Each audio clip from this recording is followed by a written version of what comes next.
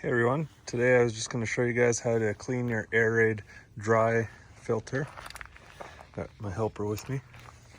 So you're just going to need yourself 8 ml, some cleaning solution. I've heard some people using things like Simple Green. I'm just going to use what came with my filter when I bought it. I also got a pre-screen on my filter. And I have a second filter here.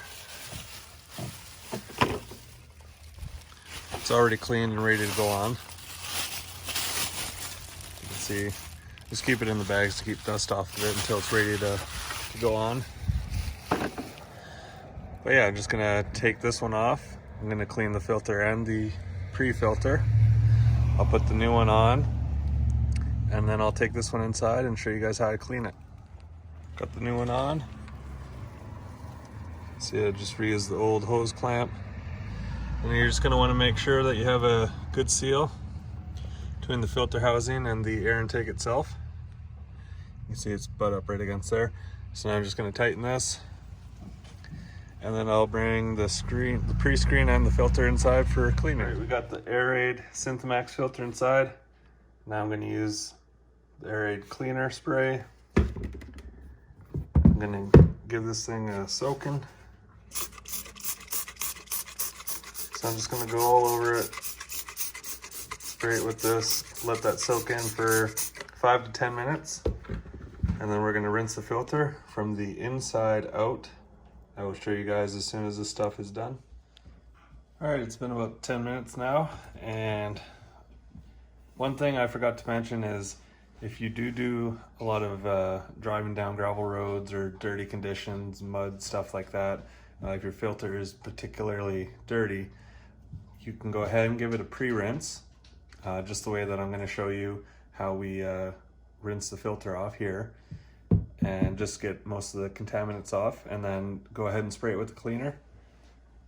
But as you can see, I have the two filters that I exchange all the time, and then I have the pre-filter on it, so mine don't usually get that bad. So you're going to want to use cold water.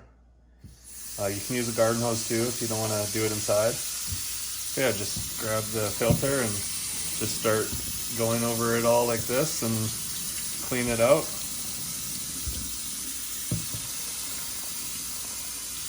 You want to go from the inside out, because if you go from the outside to the inside, then you're just kind of pushing all that dirt in, and you know, that's kind of counterproductive to having a filter. So yeah, I'm gonna go ahead, give this a good rinse, and I'll show you guys what it's like when I'm done.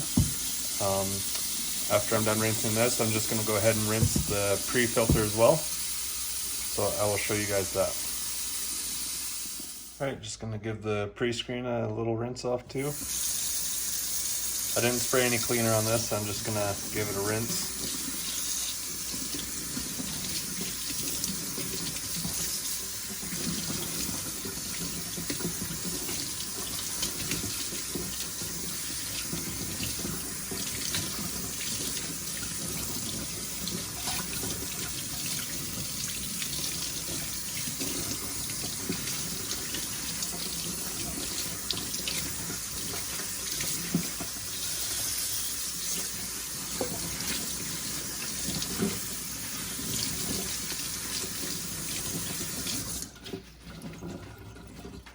Alright guys, then you're gonna just want to take your filter, place it on a towel to dry.